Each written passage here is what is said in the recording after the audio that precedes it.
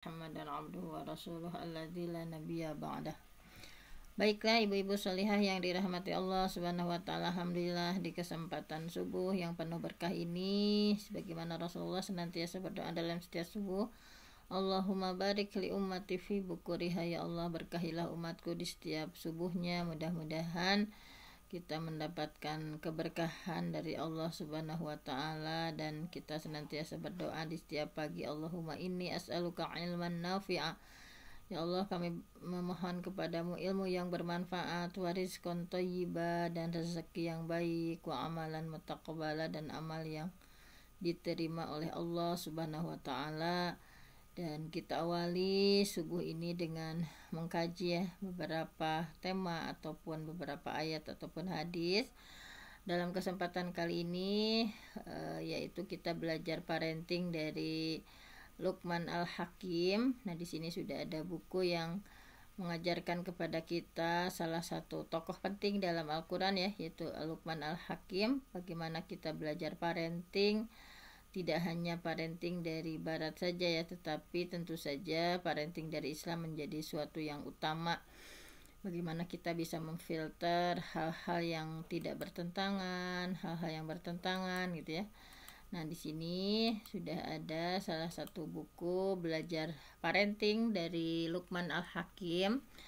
Nah, di sini ada dua alasan kenapa sih kita harus belajar parenting atau cara mendidik anak dari Luqman Al-Hakim. Yang pertama, karena Allah sudah memberikan anugerah ya kepada Luqman Al-Hakim, yaitu dengan diberi gelar oleh Allah Al-Hakim ya, Al-Hikmah, dalam surah Luqman ayat 12, walaqad ataina Luqman al-hikmah, dan sungguh kami berikan al-hikmah kepada Luqman. Nah, al-hikmah di sini ada banyak tafsirnya ya. Ada yang menyatakan al-hikmah di sana itu adalah ilmu yang bermanfaat dan amal salih. Ada yang berpendapat bahwa al-hikmah di sana adalah adil ya, wad'un syai' fi mahallihi, meletakkan sesuatu pada tempatnya. Ada yang mengatakan al-hikmah itu adalah kebijaksanaan saat memberikan nasihat. Pokoknya yang jelas, mengapa kita harus belajar dari Luqman, karena Allah subhanahu wa ta'ala ya sudah memuji Luqman, memberikan anugerah al-hikmah kepada beliau ya. Dan ini adalah bisa kita lihat nih nanti gaya bahasa Luqman ketika memberikan nasihat kepada putranya itu seperti apa, yang wajib kita tiru ya dari sosok Luqman Al-Hakim yang bukan nabi, bukan rasul ya, tetapi namanya diabadikan dalam Al-Quran, seorang hanya tukang al-jazzar ya beliau itu, tetapi subhanallah oleh Allah diangkat derajatnya sampai-sampai diabadikan namanya dalam sebuah surah, yaitu surah Luqman. Kemudian yang kedua adalah kenapa kita harus belajar parenting dari Luqman Al-Hakim. Nah, ini karena Allah subhanahu wa ta'ala mengabadikan dalam Al-Quran ya. Jadi Luqman itu kan hidupnya jauh sebelum Rasulullah SAW, tetapi kemudian Allah menceritakan ya Luqman ini dalam Al-Quran. Jadi ketika Allah subhanahu wa ta'ala menyebutkan dalam Al-Quran, itu artinya betapa penting ya seorang Luqman Al-Hakim agar kita mengambil hikmah, mempelajari gitu ya. Nah, ini bahwa selanjutnya nih di sini langsung saja ya, bahwa apa saja sih yang poin-poinnya gitu ya, parenting ala Luqman Al-Hakim ini apa saja. Nah, ini adalah ada poin-poinnya yang diambil dari Quran surah Luqman ayat 12 sampai 19 ya. Ini adalah nasihat-nasihat Luqman kepada putranya itu seperti apa poin-poinnya. Yang pertama adalah ilmu ya. Ya, jadi dalam mendidik anak, salah satu bekal utamanya itu adalah al-ilmu ya. Bahwa dalam surah Luqman ayat 12, walaqad ataina, dan sungguh kami sudah berikan Luqman kepada Luqman al-hikmah, yaitu hikmah. Nah, salah satu tafsir dari hikmah itu adalah ilmu, dan sungguh Allah sudah ngasih ilmu kepada Luqman ya. Maka ketika kita ingin mendidik anak dengan baik, wajib kita punya bekal ilmu yang bermanfaat.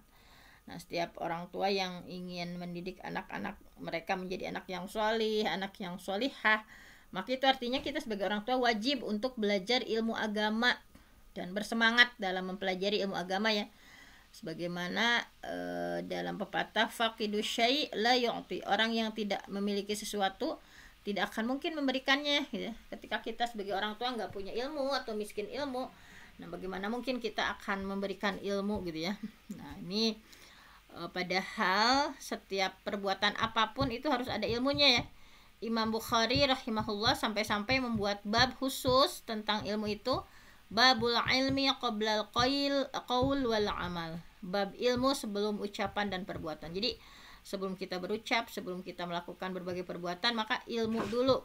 Jadi nah kita sebagai orang tua wajib bersemangat dalam menuntut ilmu ya, untuk mendidik anak-anak kita, dan tentu saja harus senantiasa memohon pertolongan kepada Allah ya, tidak mudah menyerah. Ihris ala ma yanfa'uk, bersemangatlah dalam hal yang bermanfaat.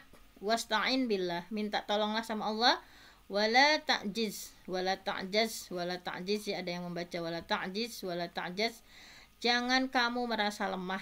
Nah kita sebagai orang tua ya jangan pernah merasa lemah, bersemangat, minta tolong sama Allah ya. Kemudian yang kedua adalah nilai-nilai yang bisa kita ambil dari sosok Luqman Al-Hakim, kasih sayangnya dan kelembutannya dalam mendidik anak. Nah di sini di surah Luqman ayat 13 bahwa A'udzubillahi minasyaitonirrajim, wa idz qala Luqman, dan ingatlah ketika Luqman berkata libnihi kepada anaknya, wa huwa ya'idzuhu, dan waktu itu dia memberikan nasihat, yang memberikan pelajaran, ya bunayya, wahai anakku. Nah dalam bahasa Arab kalimah bunayya ini adalah panggilan kasih sayang.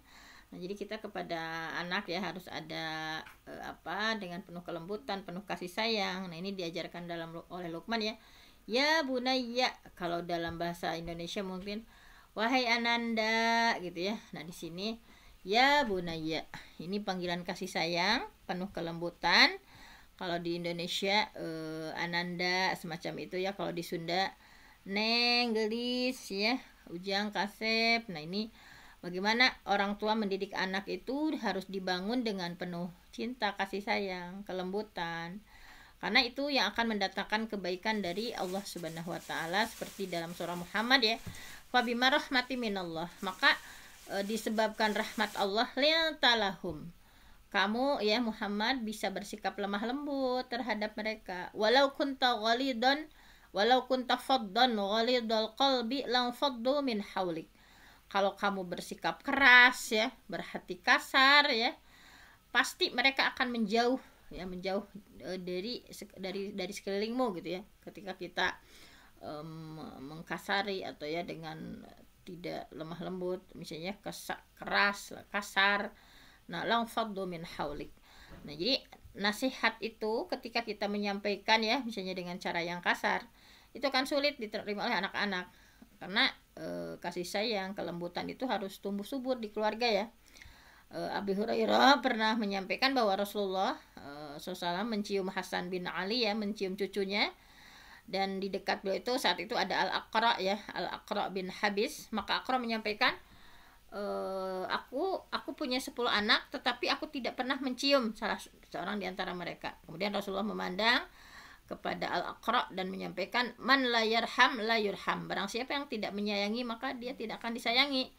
Nah jadi begitulah contoh dari Rasulullah SAW bahwa ini ya bagaimana Rasulullah bercengkrama dengan cucunya ya. Rasulullah menjulurkan lidahnya kepada Hasan bin Ali sehingga anak kecil itu melihat warna merah lidah beliau lalu mengulurkan tangannya untuk meraihnya gitu ya. Jadi kayak main-main sama cucu gitu ya. Nah ini memperlihatkan kepada kita bahwa betapa agungnya akhlak Rasulullah dan anjuran kepada kita untuk berkasih sayang ya terhadap anak-anak.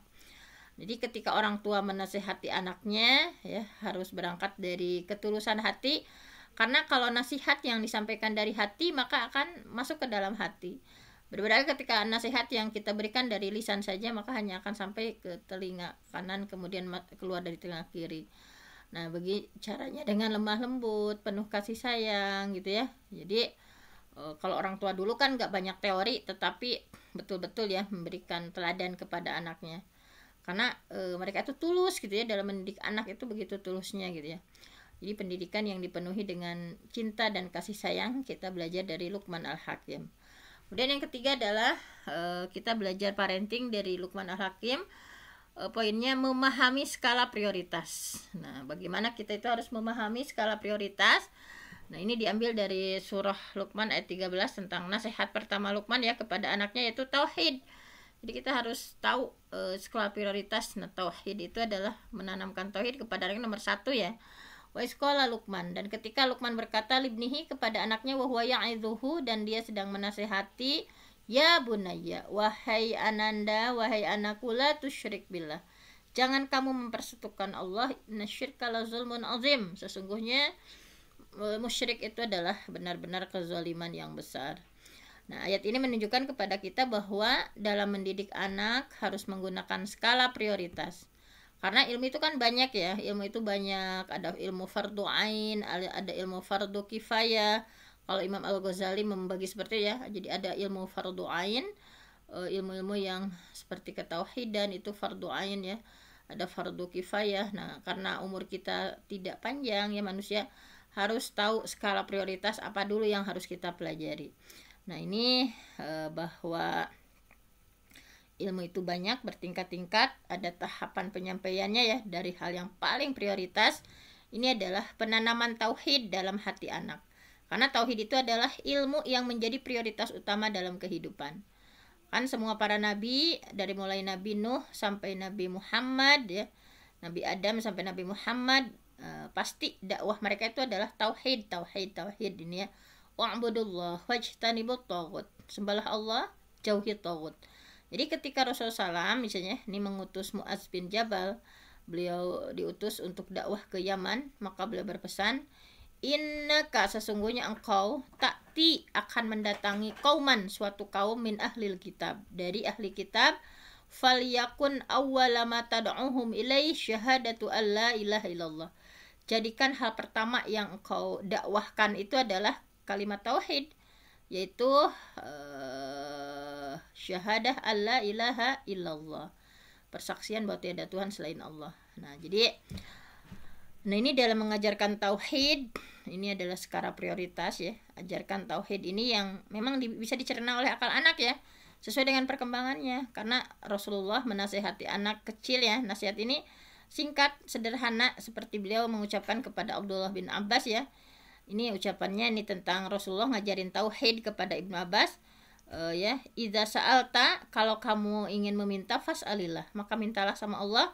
Wa idza sta'anta, dan kalau kamu ingin minta pertolongan, fasta'in billah, mintalah pertolongan hanya kepada Allah. Nah, ini salah satu nasihat Rasul ya, menanamkan ketauhidan kepada Abdullah bin Abbas. Nah, begitu pula kita pun kepada anak harus seperti itu ya, misalnya di penanaman ketauhidan bahwa ketika kita menginginkan sesuatu, mintalah sama Allah ya, memohon pertolongan, mintalah pertolongan kepada Allah Subhanahu wa taala. Nah, kemudian yang keempat adalah menanamkan ketauhidan. Nah, tadi ya masih nyambung dengan nomor 3, bahwa nasihat pertama yang disampaikan Luqman kepada anaknya itu adalah ya bunayya, wahai ananda, la tusyrik billah, janganlah kamu menyekutukan Allah, innasyirka la dzulmun azim, sesungguhnya menyekutukan Allah itu benar-benar kezaliman yang besar. Jadi ini nyambung dengan yang barusan ya, yang nomor 3, setiap orang tua wajib menanamkan tauhid kepada anak-anak sebelum ilmu-ilmu yang lain ya. Nah, ini dalam surah Muhammad, fa'lam, maka ketahuilah, annahu la ilaha illallah wastaghfir li dzanbik, tiada Tuhan selain Allah, dan mohonlah ampun untuk dosamu. Nah, jadi Nabi Muhammad saja ya sama Allah disuruh untuk mempelajari tauhid. Padahal beliau adalah manusia yang paling paham tentang Allah, paling paham tentang ma'rifatullah. Nah, karena dengan tauhid ini adalah penentu nasib seseorang ya. Apakah ia akan masuk surga atau neraka ya. Nah, itu man laqiyallah, barang siapa yang bertemu Allah atau meninggal dunia, la yusyriku bihi syai'a, dalam keadaan tidak musyrik, tidak menyekutukan kepada Allah, dakhalal jannah, pasti akan masuk surga. Wa man laqiyahu yusyrik bihi dakhalan nar, tetapi ketika bertemu sama Allah meninggal dalam keadaan musyrik, dakhalan nar, pasti ia masuk neraka. Ya, oleh karena itu menanamkan tauhid kepada anak ya, menghalangi dari berbagai kemusyrikan yang mengintai ya. Nah, jadi didahulukan daripada mengajarkan orang lain kepada anak. Percuma ya, anak bisa sholat tapi tauhidnya rusak misalnya. Anak sholatnya rajin tapi tauhidnya rusak, sholatnya akan sia-sia ya. Ketika seorang jatuh kepada kemusyrikan, lain asyrakta, jika kamu musyrik menyekutukan Allah, la yahbatanna amaluk, maka pasti amal itu akan terhapus. Nah, jadi di samping mengajarkan tauhid, kita pun berdoa ya sama Allah, meminta untuk diri kita, keluarga kita diberikan istiqomah, diwafatkan dalam ketauhidan ya. Sekelas Nabi Ibrahim saja, manusia yang paling Allah cintai, Khalilullah, paling kuat tauhidnya, sekalipun demikian beliau tetap berdoa. Padahal Nabi Ibrahim itu adalah kuat tauhidnya ya, dan Khalilullah, tetapi tetap saja berdoa dijauhkan dari berbagai kemusyrikan. Wajanubni ya Allah, jauhkanlah aku, wabaniya, dan anak cucuku, an na'budal asnam, dari menyembah berhala. Nah, jadi sekelas Nabi Ibrahim saja, Khalilullah, beliau adalah yang paling kuat tauhidnya, masih meminta sama Allah, wajanubni, ya Allah jauhkanlah aku, wabaniya, dan anak cucuku, an na'budal asnam, dari menyembah berhala. Nah, jadi ketika semua anggota keluarga tauhid di sini ya, kemudian meninggal, maka Allah akan mengumpulkan ya semuanya di surganya Allah.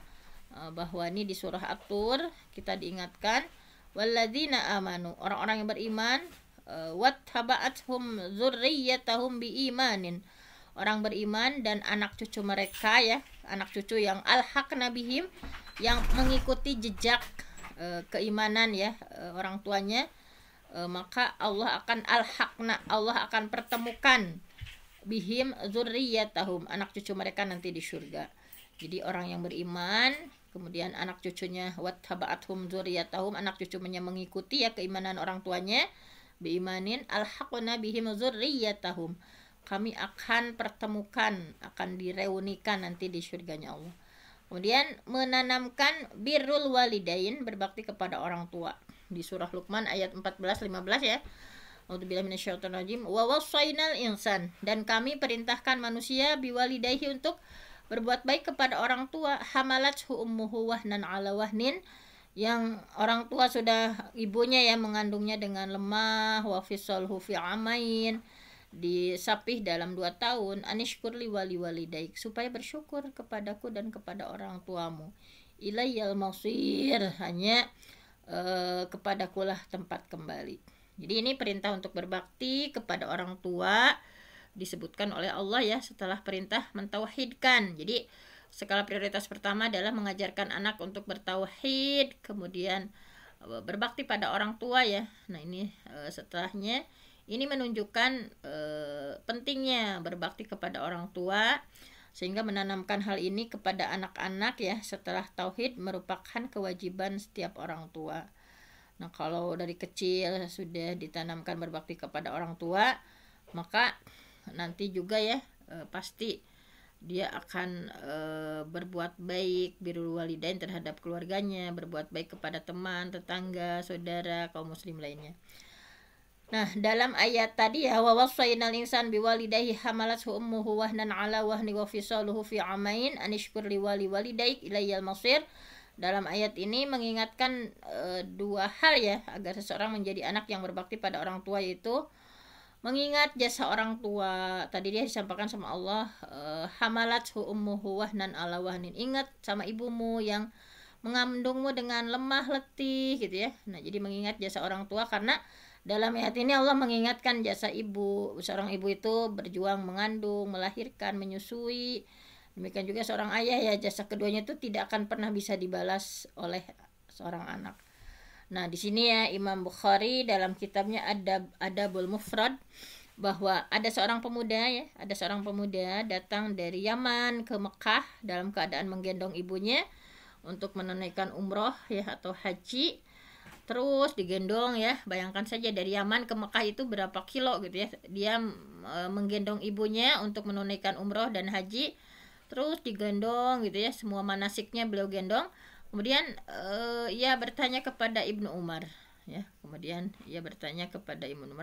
apakah aku sudah membalas kebaikan ibuku cina ya, dengan dia dari Yaman ke Mekah sampai ke umroh atau haji, seluruh manasiknya digendong. Dia nanya kepada Abdullah bin Umar, apakah aku sudah membalas kebaikan ibuku? Maka Ibnu Umar menjawab, belum, sekalipun satu tarikan nafasnya ketika ia melahirkanmu. Nah, jadi betapa ya seorang ibu, perjuangan yang luar biasa gitu ya. Kemudian kedua, mengingat akhirat di mana semua manusia akan kembali sama Allah, ilaihil masir ya, dan akan menerima balasan semua atas perbuatannya. Nah, ini jika ia berbakti kepada orang tua maka akan dibalas surga, tetapi kalau durhaka pastinya dibalasnya neraka. Nah, adapun dari sisi hukum di dunia, maka jika ia berbakti kepada orang tua ya, maka anaknya pun nanti akan berbakti. Sebaliknya, ketika ia durhaka kepada orang tua, maka anaknya dia pun akan durhaka kepadanya. Ya, jadi di sini misalnya ada seorang anak durhaka menyeret bapaknya sampai ke gapura desa. Sesampainya di sana, maka bapaknya berkata, "Wahai nak, cukuplah sampai di sini kamu menyeretku, karena dulu aku menyeret kakakmu hanya sampai di sini saja," gitu ya. Nah, jadi akan berlaku karma gitu ya. Ketika kita berbuat baik kepada orang tua, pasti anak kita pun akan berbuat bairul walidain ya. Tapi sebaliknya, ketika kita durhaka kepada orang tua, maka anaknya pun seperti itu. Kemudian yang keenam adalah menanamkan sikap selektif dalam berteman. Jadi dalam surah Luqman ayat 15 ya, ini kita harus selektif dalam berteman. Wattabi' sabila man anaba ilayya. Wattabi', ikuti sabila jalan man, orang yang anaba ilayya, kembali kepadaku. Jadi jangan mengikuti orang-orang yang tidak mengingatkan Allah. Di sini anak adalah ya, pada saat ini kan pergaulan begitu bebas ya. Ini memberikan pengaruh besar, bahkan sebagian anak lebih betah bersama temannya daripada orang tuanya. Nah, sekarang itu seperti itu ya. Nah, orang tua wajib mengarahkan anak-anak mereka supaya memilih teman yang baik. Kan harus memilih teman yang baik ya. Rasul bersabda, "Almar'u," bahwa seseorang itu ala dini khalilihi. Seseorang itu berada di atas agama temannya. Falyanzur, maka lihat, ahadukum, salah seorang di antara kalian, man yukhalil, siapa yang dijadikan teman. Karena itu ya, seseorang itu berada di atas agama temannya, jadi harus memperhatikan siapa yang dijadikan teman itu. Memang anak kita itu butuh teman, nggak mungkin ya kita melarang misalnya anak tidak berteman, tetapi orang tua harus mengarahkan bertemannya dengan orang yang baik, yang temannya itu yang mengajak kepada kebaikan, mengajak sholat, saum, baca Quran, hadir ke majelis ilmu dan sebagainya ya. Yahya bin Abi Katsir rahimahullah menyampaikan bahwa dulu para ulama mengatakan ya, sebaik-baik teman itu adalah yang mengatakan kepada temannya, "Yuk kita sholat, yuk kita saum sebelum kita meninggal dunia," gitu ya. Nah, ini nikmat ya, termasuk nikmat Allah kepada seorang pemuda ketika Allah memberikan taufik kepadanya dengan seorang teman ahlus sunnah gitu ya. Nah, ini bahwa teman yang buruk, nah ini harus diingatkan ya orang tua, bahwa ketika anak kita berteman dengan teman yang buruk, ini memberikan pengaruh yang begitu dahsyat. Banyak yang dulu agamanya kuat ya, ibadahnya bagus, kemudian berteman dengan teman yang buruk menjadi murtad. Nah, ini di sini ya sebagai contoh, seorang yang bernama Abdullah Al-Qasimi, seorang ulama di masanya, ia banyak membantah dan mematahkan argumen orang-orang ateis, liberal dan Syiah. Karya tulisnya pun banyak dan mendapat pujian dari para ulama. Tetapi pada akhirnya ia murtad dan meninggal dalam keadaan sebagai seorang yang ateis. Ya, nauzubillah min zalik ya. Abdullah Al-Qasimi, beliau itu seorang ulama di zamannya gitu ya. Banyak berdebat ya, sehingga bisa mengalahkan orang ateis, orang liberal, orang Syiah. Dalam karya tulisnya pun beliau mendapatkan banyak pujian dari para ulama. Tetapi di saat akhir hidupnya, su'ul khatimah ya, ia murtad, meninggal dalam keadaan sebagai seorang yang ateis. Nah, kemudian ada Imran bin Khittan ya, dulunya seorang tokoh ulama sunnah, namun akhirnya berubah menjadi gembong khawarij ya. Kisahnya itu, dia punya saudari sepupu ya, saudari sepupunya itu pemahamannya khawarij ya, bernama Hamnah. Karena kecantikannya, Imran jatuh cinta ya kepada Hamnah dan menikahinya. Dan ketika ditegur oleh sebagian temannya, Imran menjawab, "Saya ingin menikahinya untuk mengentaskannya dari cengkeraman paham khawarij." Jadi sengaja dia itu menikahi Hamnah supaya bisa memberikan solusi ya, supaya terhindar dari khawarij. Namun ternyata bukannya dia yang mengubah istrinya, malah dia yang diubah oleh istrinya menjadi seorang khawarij yang begitu tulen. Nah, jadi banyak sekali ya faidah-faidah yang bisa kita ambil. Nah, di sini misalnya ya ada faidah kisah dari apa yang disebutkan Syekh Bakar Abu Zaid ketika beliau berkomentar tentang kisah ini. Dengan demikian kita tahu ya bahwa begitu bahayanya bergaul atau menikah dengan orang-orang yang sesat gitu ya, sehingga bukannya bisa membawa mewarnai tetapi kita sendiri yang terbawa. Nah, ini kemudian selalu mengingatkan akhirat. Jadi diantaranya itu poin-poin penting dari parentingnya Luqman Hakim, selalu ingatkan akhirat.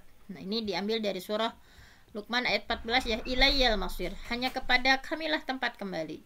Summa ilayya marji'ukum fa unabbi'ukum bima kuntum ta'malun. Kemudian hanya kepada kami kalian kembali, maka kami beritakan fa unabbi'ukum bima kuntum ta'malun, apa yang telah kalian kerjakan. Jadi tanamkan kepada anak ya, tanamkan kepada anak tentang akhirat. Hal ini sangat penting ya. Jadi walaupun masih jarang ya parenting saat ini, bagaimana selalu mengingatkan tentang akhirat, tentang kematian, tentang pertanggungjawaban kita nanti di hadapan Allah gitu ya. Aksiru dzikrahum hadzihim al-lazzat, perbanyaklah oleh kalian mengingat penghancur kelezatan, yaitu al-maut, kematian. Jadi Al-Qurtubi menyampaikan ya ucapan ad-Daqqaq bahwa dengan mengingat kematian itu akan memberikan minimal 3 faidah kepada pelakunya. Ketika kita mengingat kematian, bakal bersemangat dalam beribadah, terdorong untuk terus bertaubat ya dari kesalahan, dan punya sifat qanaah. Jadi ketika kita banyak mengingat kematian, pasti bakal semangat dalam beribadah, kemudian terdorong untuk melakukan pertaubatan ya dari berbagai kesalahan yang kita lakukan. Kemudian merasa cukup ya, qanaah gitu ya, tidak terlalu haus dunia gitu ya. Merasa cukup dengan apa yang sudah Allah kasih seperti ini. Banyak anak-anak sekarang yang terbuai ya, menghayal misalnya tulul amal, sehingga berkubang dalam dosa, padahal kematian itu bukan khusus untuk orang tua sebetulnya ya, misalnya anak-anak juga kan banyak misalnya. Nah, kemudian menanamkan perasaan selalu diawasi sama Allah. Nah, ini dalam surah Luqman ayat 16. Ya bunayya, wahai anakku, innaha yang taku mithqal habbatin min khardalin fatakun fi sakhrah aw fis samawat aw fil ardi ya'ti bihallah. Wahai anakku, sesungguhnya jika ada ya sesuatu perbuatan sebesar ambil di kantong. Ya bunayya, wahai anakku, ya bunayya, wahai anakku, innaha yang taku mithqala habbah, sesungguhnya jika ada sesuatu perbuatan sebesar biji sawi ya, fatakun fi sakhrah ya, dan berada dalam batu, au fis samawat atau di langit, au fil ard atau di bumi, ya'ti bihallah, pasti Allah akan membalasnya ya, atau mendatangkannya. Jadi harus ditanamkan dalam hati anak ya perasaan takut sama Allah ya. Jadi tanamkan anak itu untuk takut kepada Allah, sehingga dimanapun dia berada akan selalu merasa diawasi oleh Allah. Jadi bukan takut kepada orang tua misalnya, atau takut kepada guru, karena pengawasan orang tua itu terbatas, tapi pengawasan Allah itu menjangkau semua tempat ya. Nah, jadi ketika anak sudah punya rasa takut kepada Allah ya, dimanapun mereka berada, maka ini adalah tanda kesuksesan kita mendidik anak. Namun ketika anak hanya takut sama orang tua gitu ya, berarti itu adalah tanda kita gagal mendidik anak. Jadi ketika tidak diawasi, bebas gitu ya, terutama zaman sekarang ya, zaman teknologi, zaman gadget, walaupun anak di rumah, mudah untuk melakukan maksiat, untuk melakukan dosa itu sangat mudah ya dengan gadget di genggamannya itu gitu.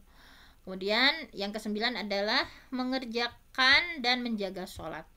Dalam surah Luqman ayat 17 ya, ya bunayya aqimis sholah, wahai anakku, dirikanlah sholat. Didik anak kita untuk rajin sholat. Nah, Allah berfirman, wa'mur ahlaka bis sholah, perintah keluarga kalian untuk sholat, wastabir 'alaiha, dan bersabarlah dalam mengerjakannya. Nah, di sini dalam hadisnya yang perintah ya, kapan kita harus nyuruh anak sholat, muru as-sabiyya bis sholah, perintah anak kalian untuk sholat idza balagha sab'a sinin, ketika sudah berumur 7 tahun, Wa idza balagha 10 sinin fadribuh 'alaiha. Ketika 10 tahun masih tetap nggak mau sholat, maka pukullah. Jadi usia 7 tahun itu mumayyiz ya, sudah bisa membedakan. Sedangkan usia 10 tahun itu meskipun belum balik, namun anak diajarkan sholat dengan lebih tegas ya. Jadi disyaratkan dalam pukulan juga jangan, misalnya anak harus tak paham alasannya kenapa dia dipukul. Kemudian orang tua yang memukul adalah walinya sendiri ya, misalnya kayak ayahnya, bukan yang lain misalnya.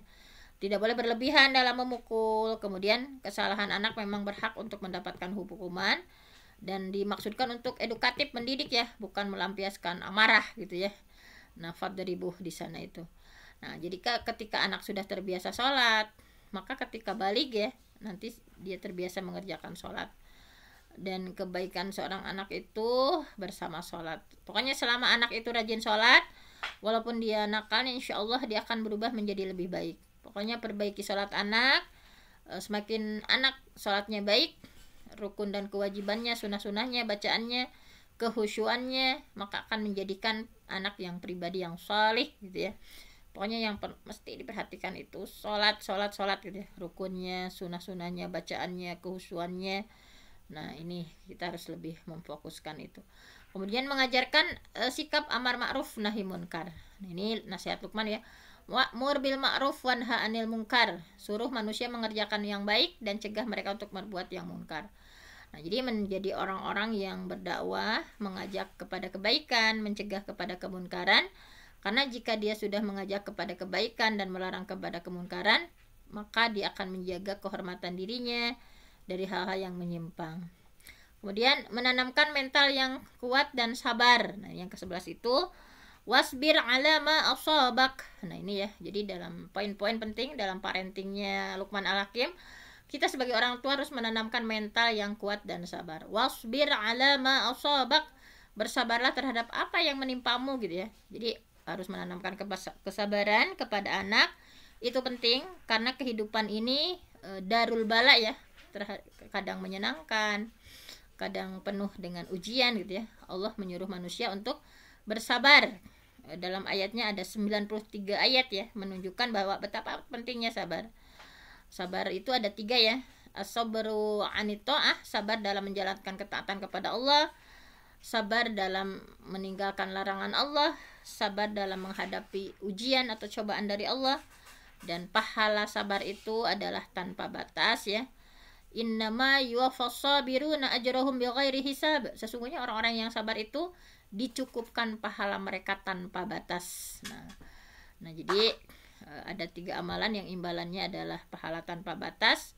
Sabar sama Allah dikasih ketika kita mampu sabar, maka imbalannya tanpa batas. Saum, as-saumu li wa ana ajzi bihi.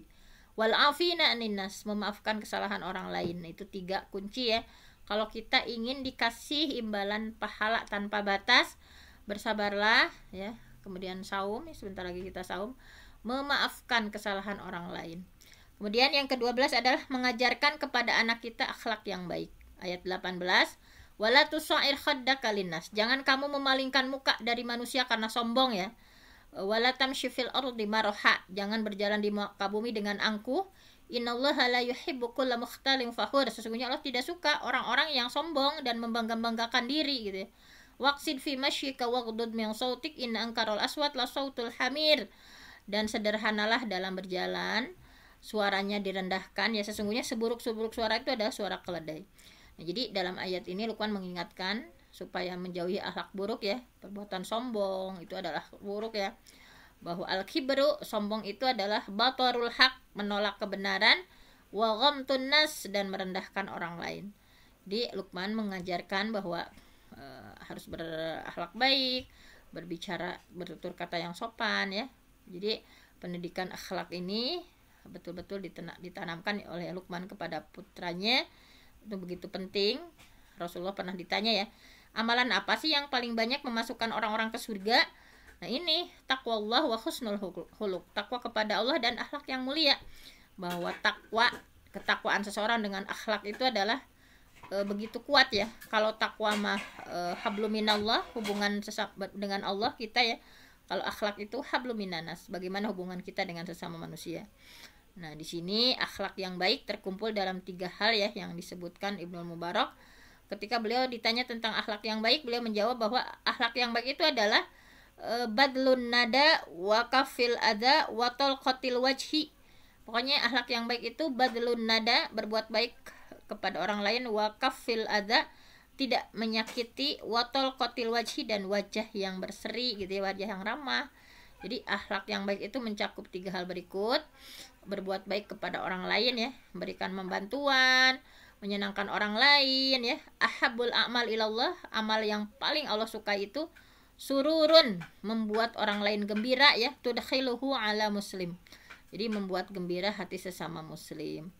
Jadi membantu dengan harta, dengan ilmu gitu ya. Nah, kemudian tidak menyakiti orang lain ya, dengan lisan kita, dengan tangan kita gitu ya. Dengan lisan misalnya mencela, membuli, menjelek-jelekan misalnya. Kalau menyakiti misalnya mengambil hartanya, memukul, membunuh. Nah, jadi lisan dan tangan itu adalah 2 anggota badan yang paling banyak berbuat zalim. Al muslim man salimal muslimun min lisani wa yadi. Muslim sejati itu ketika muslim yang lainnya selamat dari lisan dan tangannya. Nah, ini ya, karena memang itulah lisan, apalagi ya, aktsarul khotoya ibnu adam fi lisani, kebanyakan dosa anak Adam itu ada di lisannya. Nah, jadi harus hati-hati ya. Nah, ini wajah harus berseri-seri ya, ramah, tersenyum gitu ya. Tabassumu kali akhi kalaka shadaqah, senyumanmu kepada saudaramu adalah sedekah. Nah, jadi seperti itulah ya. Alhamdulillah kita berdoa sama Allah, diberikan kekuatan, diberikan kemudahan untuk bagaimana mendidik putra-putri kita dengan sebaik-baiknya. Semoga ya putra-putri kita ini aset berharga untuk dunia kita dan akhirat kita. Mudah-mudahan menjadi anak-anak waladun solih yad'ulahu, anak-anak solih yang mendoakan orang tuanya. Hanya itu saja. Saya mohon ampun sama Allah, yang benar datangnya dari Allah, yang salah dari saya sendiri. Aqulu qauli hadza wa astaghfirullah li wa lakum. Wassalamualaikum warahmatullahi wabarakatuh. Waalaikumsalam warahmatullahi wabarakatuh. Ya, Bunda, silakan Bunda ini. Maaf udah tadi telat masuknya ya. Ya nggak apa-apa. Waktu di counter. Bunda Aini atau Bunda Nunung kalau ini ada ini ya. Jazakallahu khairan pada Al-Mukarramah Bunda Dr. Fenty yang telah memberikan ilmunya kepada kita semua tentang parenting. Semoga kita semua bisa mengamalkannya dan semoga kita semua bisa mendapatkan pahala dalam mengamalkannya, dan kita semua bisa mendapatkan hidayah dan taufik oleh Allah Subhanahu wa taala. Amin ya Allah ya Rabbal. Baiklah Bapak Ibu dan seluruh partisipan yang dirahmati Allah, alhamdulillah